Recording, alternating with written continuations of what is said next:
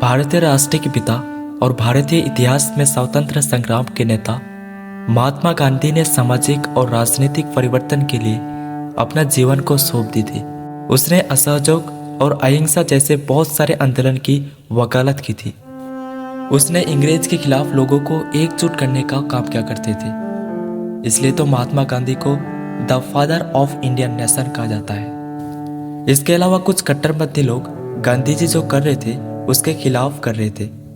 इस कट्टरपंथी समूह का नेता नथुराम गॉड्स था, जिसने धार्मिक अनुष्ठानों को उपयोग करके महात्मा गांधी को गोली मारकर हत्या कर दी थी।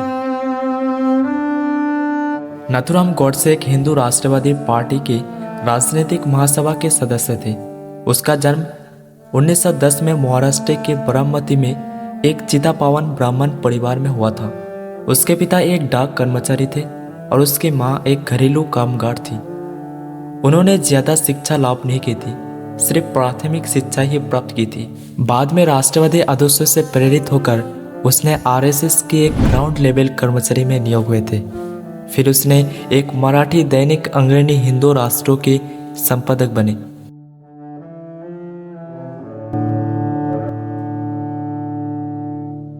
जिसमें हिंदू महासभा के नेता विनायक दामोदर ने उसे नियुक्त। नथुराम गॉड्स ने आरएसएस प्रमुख एमएस गोलकर के साथ विवाद के बाद हिंदू राष्ट्रीय दल के नाम से अलग हिंदू राष्ट्रवादी संगठन भी बनाया था। स्वतंत्र संग्राम के दौरान भारत की जटिल और राजनीतिक और वैचारिक परिदृश्यों में शामिल होने से पहले फल बेचने के समेत और भी बहुत सारे काम किया करते थे। नथुराम गॉड्स ने वैचारिक मतभेद के कारण 30 जनवरी 1948 को महात्मा गांधी को गोली मारकर हत्या कर दी थी। कई ऐतिहासिकों का मानना है कि इसके अलावा भी कई रीजन हो सकते हैं। इनमें से जो पहला कारण है कि नथुराम गॉड्स को लगता था यदि गांधी जी और भारत सरकार ने देश विभाजन के दौरान और उसके बाद हुए नरसंहारों और कष्टों के विरोध क्या होता तो पश्चिमी और पूर्वी पाकिस्तान में हिंदू और सिखों की हत्या रोक सकती थी। परिणाम स्वरूप कई हिंदू और सिखों की जान बचाई जा सकती थी। लेकिन गांधी जी ने